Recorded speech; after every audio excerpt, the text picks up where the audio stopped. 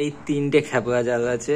এই যে এটা হচ্ছে মিডিয়াম ভাষা, এটা ওর থেকে একটু বড় ভাষা, আর এটা হচ্ছে খুবই ঘন ভাষা। এই যে তো আজকে যাব মাছ ধরতে, মামার বাড়ি পুকুরে মাছ ধরতে ডাকছে। এই যে তিনটে খেপা জাল, এর ভিতর থেকে এই জালটা নিয়ে যাব, নিয়ে গিয়ে মাছ ধরবো মামার বাড়ির পুকুরে। তো দেখতে তিনটে পুকুর পাশাপাশি, ওই পাশেরটা এই একটা আর এই একটা।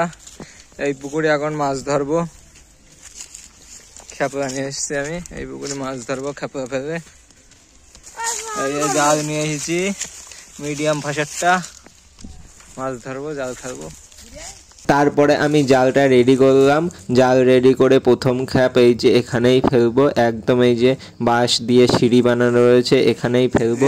তো এই দেখো আমি জাল ফেললাম, প্রথম খ্যাপ বেশ ভালোই পড়েছিল, আর মাছও বেশ ঠোকা দিচ্ছিল, বেশ ভালোই মাছ পড়েছে। কিন্তু আমার ভাগ্য এতটাই খারাপ, প্রথম খ্যাপেই ওই যে বাঁশের নিচে জাল বেঁধে গেছে। আর এই শীতের মধ্যে আমাকে সকাল সকাল জলে নামতে হলো।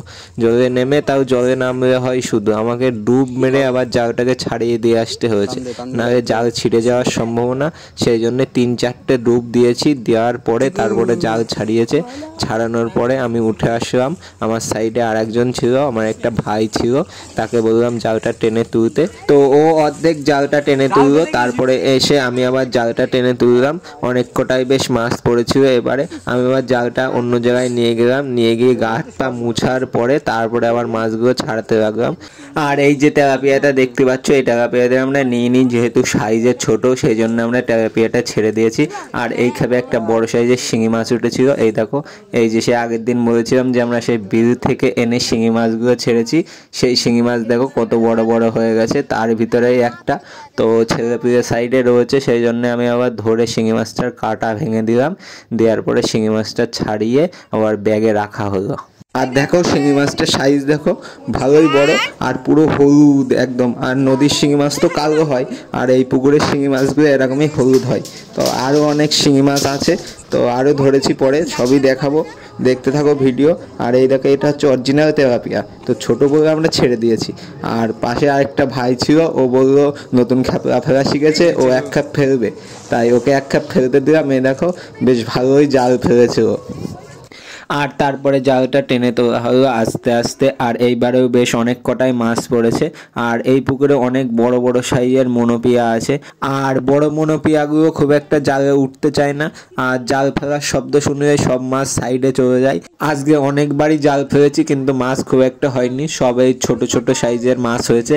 কিন্তু শেষ একবার জাল ফেলেছি, শেষে সব মাছ একবারে পড়েছে। আর এই দেখো এই মনোপিয়াটা কত বড় সাইজের, এরকম মনোপিয়া অনেক আছে, কিন্তু এই যে জাল ফেলার শব্দ শুনে মাছ না সব সাইডে ঝোপঝাড়ের ভিতরে ঢুকে যায় আর উঠতে চায় না। এই যে বাটা মাছটা, এই বাটা মাছটা আমরা আবার রেখে দিলাম ব্যাগে। এরকম বাটা মাছ আর মনোপিয়া মাছ আমরা সব নিয়েছি। এবারের খ্যাপে বেশ কয়েকটা মাছ উঠেছিল, তো তার ভিতর থেকে আমরা এবার 4টে মাছ রেখেছি। আর এই যে পুঁটি মাছটা দেখতে পাচ্ছ, এই পুঁটি মাছটা যেহেতু খুব একটা বড় না, সেই জন্য পুঁটি মাছটা আমরা ছেড়ে দিয়েছি। আর এই যে বাটা মাছটাও খুব একটা বড় না, কিন্তু মাছ যেহেতু প্রথমে হচ্ছিল না, সেই জন্য বাটা মাছটা রেখেছি। আর এই মনোপিয়াটাও আমরা রেখে দিয়েছি। আর এই যে এই পুঁটিটা আমরা ছেড়ে দিয়েছি। আর এবার এই যে ছোটো ছোটো মাছগুলো দেখতে পাচ্ছ, এইগুলো কী মাছ যদি কেউ জেনে থাকো তো কমেন্ট করে বলতে পারো। আর এই মাছগুলোর বাচ্চা প্রচুর পরিমাণে হয়েছে আমাদের এই পুকুরে। আর এই যে সেই বড় মনোপিয়াটা, তো এটাকে নিয়ে আমি আবার হাতে ধরে একটু থাম্বনেল ক্লিক করলাম।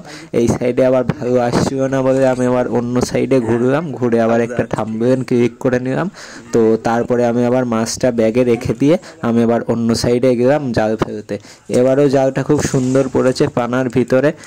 আর পুকুরে তলায় না বাঁশ দেওয়া আছে, যেহেতু মাঠের সাইডে পুকুর, তো মাছ চুরি হওয়ার সম্ভাবনা থাকে, সেই জন্য তলায় সব বাঁশ দিয়ে রাখা আছে ভিতর দিয়ে।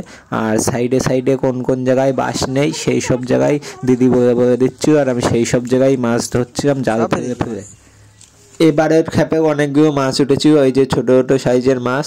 আর মাছ যেহেতু হচ্ছে না সেই জন্য আমরা বাটা মাছগুলো রাখছিলাম, এই যে ছোট সাইজের বাটা, তাও আমরা রাখছিলাম যেহেতু খাওয়ার মাছ সব ধরতে হবে সেই জন্য ছোট সাইজের বাটাও রাখছিলাম। আর এখান থেকে দুটো বাটা মাছ রেখেছি আর জাপানি মুটিটা ছেড়ে দিয়েছি। আর একটা তেলাপিয়া হয়েছিল, ওই মনোপিয়া যেগুলো, এই যে এই মাছটা হয়েছিল, তো এই মাছটা আমরা রেখে দিয়েছি এবারে। আর এরপরে আমি চলে গেলাম আর একটা খ্যাপ দেওয়ার জন্য, এই যে এখানে খ্যাপটা দিলাম, বেশ সুন্দর জাল পড়েছে এবারও। আর এইবারের খ্যাপে বেশ কয়েকটা মৃগেল মাছ পড়েছে, তো অনেকক্ষণ পরে বেশ কয়েকটা মৃগেল মাছ পড়েছে, বাটা মাছ পড়েছে।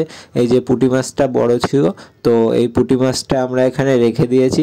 আর এই দেখো এই যে মৃগেল মাছ, আর এই মৃগেল মাছগুলো আমরা শেষে রাখলাম, দুটো বড় বড় সাইজের মৃগেল হয়েছে, তো এই দুটো মৃগেলই আমরা রেখে দিয়েছি। তো এইবার দিদি বললো বাড়ি যেতে, কিন্তু আমি বললাম না, আর একটা খ্যাপ দেবো। আমি তো বুঝতেই পারছিলাম মাছ হয়তো কোনো একটা কোনায় গিয়ে সব লুকিয়েছে, আর এখানে আমি জাল ফেলতে চাচ্ছিলাম না, বোঝা যায় সে কোন জায়গায় নোংরা আছে কোন জায়গায় নোংরা নেই। আমি তো বুঝতে পারছিলাম এখানে নোংরা আছে, সেই জন্য আমি প্রথমে ফেলিনি, শেষে এসে জালটা এখানে ফেললাম।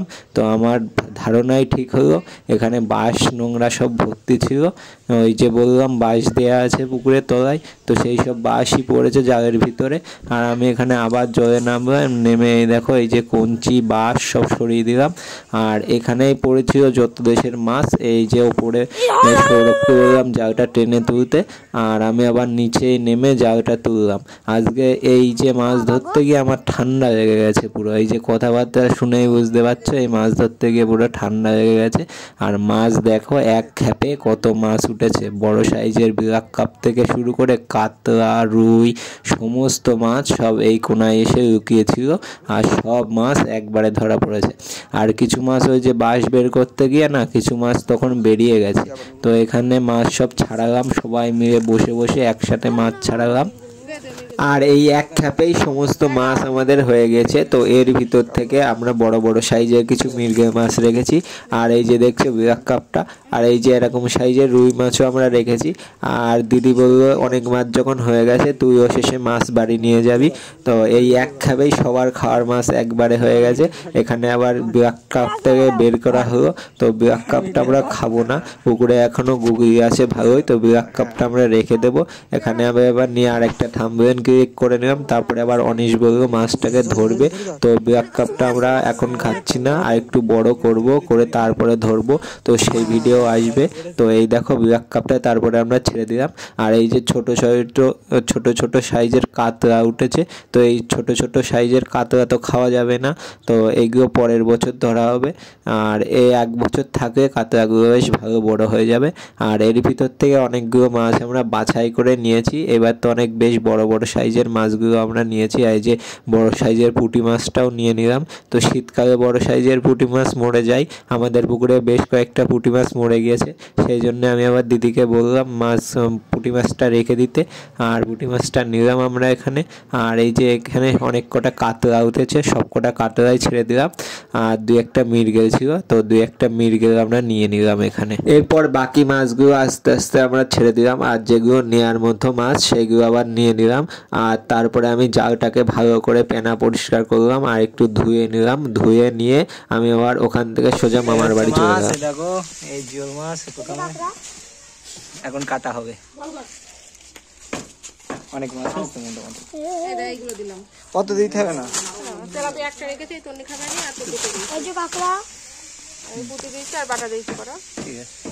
দিতে হবে না। এই ছিল আজকে সমস্ত মাছ। আর এই হচ্ছে সেই বড় সাইজের শিঙি মাছটা যেটা ধরেছিলাম, এখন সে লাল লাল লাগছে। আর এই যে সমস্ত মাছ দিদি কাটতে লাগলো। আর এই যে ক্যারি ব্যাগের মাছ, এটা হচ্ছে আমার মাছ, আমি খুব একটা বেশি মাছ নেইনি। আর তারপরে দিদি মাছ কাটতে লাগলো। তো ভিডিওটা যদি ভালো লেগে থাকে তো অবশ্যই একটা লাইক দেবে, আর এরকম আরও ভিডিও দেখতে আমার চ্যানেলটিকে সাবস্ক্রাইব করবে। আমি ভবিষ্যতে আরও অনেক ভালো ভালো ভিডিও নিয়ে আসবো। তো দেখা হচ্ছে নতুন কোনো ভিডিওতে, টাটা।